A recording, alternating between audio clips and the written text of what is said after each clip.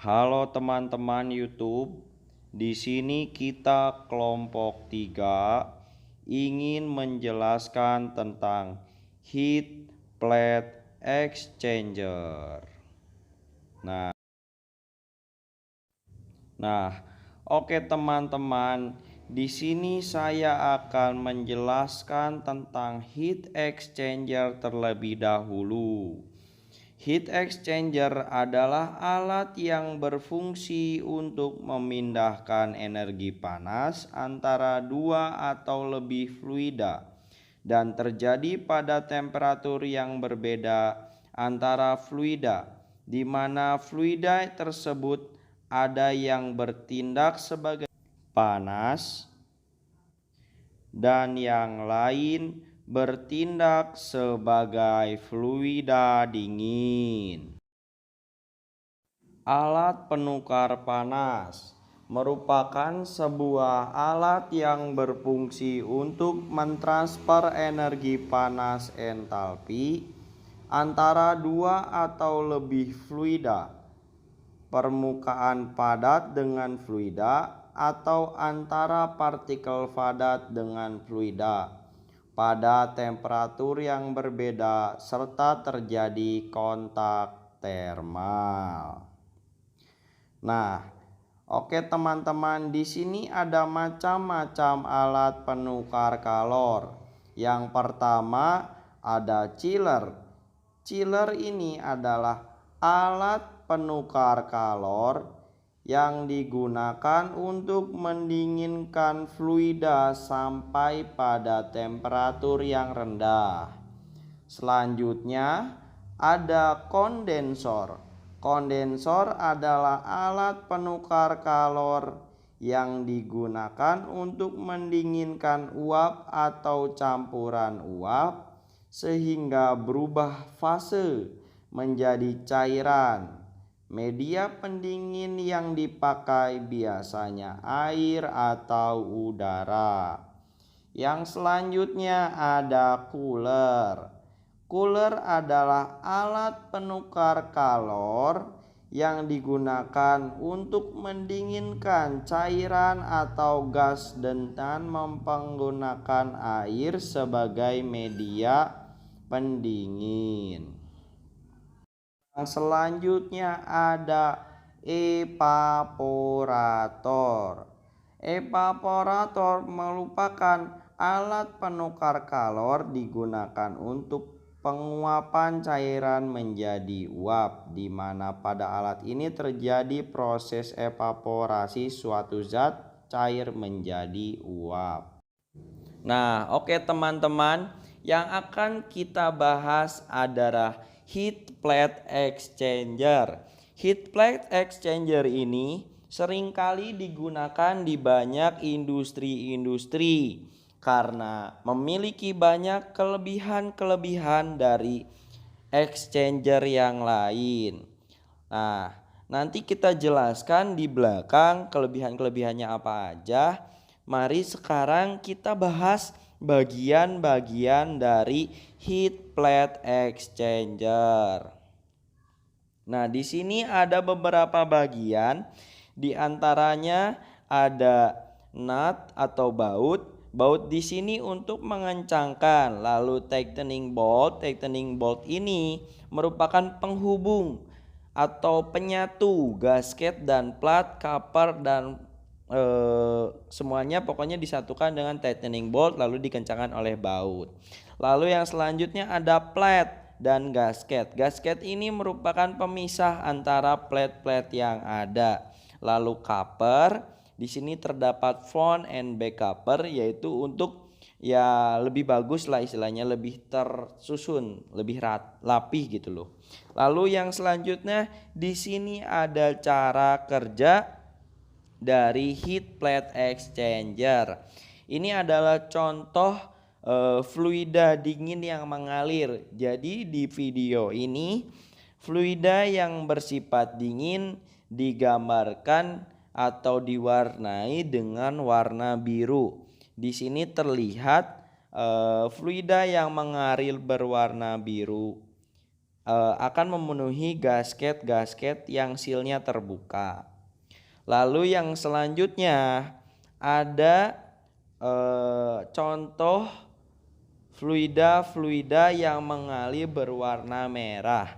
Nah, di warna merah ini merupakan fluida panas. Jadi untuk warna merah tersebut digambarkan berwarna merahnya ini merupakan fluida panas. Jadi kalau misalkan tadi yang biru dingin, yang ini panas. Nah, di sini ada sama mengalirnya sesuai dengan apa yang diatur atau misalkan gasket-gasket yang diatur. Nah, cara kerjanya gimana? Nah, di sini itu cara kerjanya ketika aliran fluida yang berwarna biru mengalir dan aliran fluida yang berwarna merah mengalir akan saling bersinggungan di antara per plate, karena plate tersebut ada yang mengalirkan merah, ada yang mengalirkan biru, sehingga di gambar ini terdapat warna pink dan warna oranye merupakan suhu yang sudah dibedakan atau misalnya suhu yang sudah diturunkan. Bagaimana? Nah, di sini ada penjelasan, yang warna merah itu panas banget, yang warna biru itu dingin. Nah, karena yang namanya kalor itu dari suhu tinggi turun ke suhu yang lebih rendah, maka di sini akan dijelaskan warnanya. Nah, di sini jadi warna pink. Kenapa jadi warna pink? Karena asalnya panas banget terkena warna biru. Nah, sedangkan yang warna pink itu yang lebih hangat. Jadi yang panas itu mengalirkan kalornya ke yang warna biru, sehingga fluida yang ada menjadi lebih hangat atau diturunkan. Nah, di sini ada kelebihan plate heat exchanger. Kelebihannya sendiri yaitu mudah dilepaskan dan dibersihkan.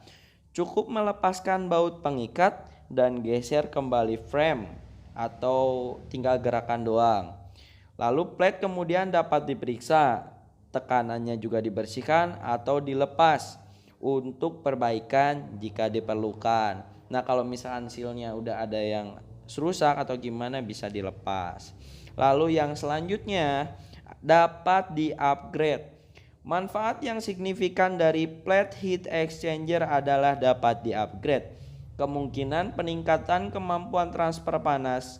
Jika kebutuhan perpindahan panas berubah, bisa menambahkan plate tanpa perlu membeli seluruh unit frame baru, menghemat waktu dan uang. Jadi heat plate exchanger ini bisa disesuaikan kapan aja, bisa disesuaikan sesuai kebutuhan. Jadi enak banget, santai gitu loh. Lalu yang selanjutnya yaitu efisiensi tinggi. Pola plate yang dipres dan celah sempit memungkinkan untuk turbulensi sangat tinggi pada kecepatan fluida yang relatif rendah. Dikombinasikan dengan hasil counterflow terarah pada koefisien perpindahan panas yang sangat tinggi. Ukuran compact efisiensi tinggi memerlukan lebih sedikit area perpindahan panas yang mengakibatkan penukar panas jauh lebih kecil daripada yang diperlukan untuk efektivitas yang identik dari jenis penukar panas lainnya. Biasanya plate heat exchanger membutuhkan ruang lebih kecil 20-40% dari yang dibutuhkan oleh sel dan tube heat exchanger. Jadi efisiensinya tuh lebih kecil gitu, lebih tinggi gitu. Maksudnya lebih kecil di sini ya efisiensinya lebih tinggi. Jadi ini tuh hanya membutuhkan ruang lebih sedikit. Jadi dengan ruangan yang lebih sedikit daripada sel dan tube heat exchanger, tapi heat plate exchanger ini membutuhkan ruangan yang lebih sedikit tapi sangat bermanfaat untuk menurunkan tekanan. Lalu yang selanjutnya adalah pendekatan suhu terendah. Fitur ini memberikan plate heat exchanger efisiensi tinggi juga memungkinkan untuk mencapai suhu pendekatan terendah yang sangat penting dalam pemulihan panas dan regenerasi aplikasi. Nah, memungkinkan suhu pendekatan terendah sampai 1 derajat Celcius. Jadi selain yang tadi dia tuh heat plate exchanger membutuhkan ruang yang dikit, dia juga memiliki suhu pendekatan terendah sampai dengan 1 derajat Fahrenheit. Nah, gitu ya teman-teman. Lalu selanjutnya tugas ganda untuk satu unit. Plate heat exchanger dapat dibangun di bagian dipisahkan dengan plate pembagi sederhana atau frame pembagi yang lebih rumit dengan koneksi tambahan. Hal ini memungkinkan untuk memanaskan, regenerasi, dan mendinginkan cairan dalam satu heat exchanger, atau memanaskan atau mendinginkan beberapa cairan dengan sumber pendingin atau pemanas yang sama. Jadi gitu teman-teman ya. Kalau misalkan tugas heat exchanger plate ini bisa ganda untuk satu unit gitu loh. Nah, lalu yang selanjutnya di sini ada apa namanya? Menghindari kontaminasi silang. Setiap media secara individual di gasket dan ruang antara gasket dibuang ke atmosfer, menghilangkan kontaminasi silang cairan. Lalu yang selanjutnya itu fouling lebih sedikit. Turbulensi yang sangat tinggi dicapai sebagai hasil dari pola plate, banyak titik kontak dan celah sempit antara plate. Hal ini dikombinasikan dengan permukaan plat yang halus, mengurangi fouling atau kotoran lebih sedikit dibandingkan dengan heat exchanger jenis lain. Jadi ini tuh lebih bersih dari yang lainnya katanya, karena emang permukaannya platnya halus. Lalu yang selanjutnya yaitu biaya rendah. Nah, biasanya banyak banget nih yang mentingin biaya. Nah, koefisien perpindahan panas tinggi berarti lebih sedikit area perpindahan panas dan penukar panas lebih kecil. Dan kadang-kadang bahkan lebih kecil penukar panas. Ini berarti kebutuhan ruang berkurang, laju aliran berkurang, dan lebih kecil pompa yang diperlukan. Nah, otomatis karena dia lebih efisien, biaya pun lebih rendah karena pompa yang dibutuhkan juga lebih kecil, ruangannya juga lebih kecil dan sebagainya. Pokoknya lebih hemat deh pokoknya. Lalu yang selanjutnya ada beberapa kerugian dari heat plate exchanger. Yang pertama, pelat merupakan bentuk yang kurang baik untuk menahan tekanan. Plat dan frame heat exchanger tidak sesuai digunakan untuk tekanan lebih dari 30 bar. Lalu yang kedua, pemilihan material gasket yang sesuai sangatlah penting. Nah, jadi untuk teman-teman ya pasti kelebihan ada kekurangannya ya. Lalu yang selanjutnya yang ketiga, maksimum temperatur operasi terbatas hingga 250 derajat Celcius dikarenakan performa dari material gasket yang tidak sesuai. Jadi exchanger itu mempunyai kelemahan, jangan lebih dari 30 bar, jangan lebih dari 250 derajat Celcius. Oke teman-teman, cukup sekian. Ini nama-nama kelompok dari kami. Kelompok heat plate exchanger ini terdiri dari 4 orang, yaitu Ergo Dwi, yaitu dengan NRP 01, Raditya Nopal dengan NRP 04, David Renanda dengan NRP 05 dan Muhammad Fajar Maulana dengan NRP 06. Oke teman-teman, terima kasih banget untuk semuanya telah memperhatikan video saya. Mohon maaf apabila banyak kekurangan. Mohon bantuannya dengan like, komen, dan subscribe agar saya dapat nilai yang lumayan. Terima kasih. Wabillahi taufiq wal hidayah. Dadah teman-teman.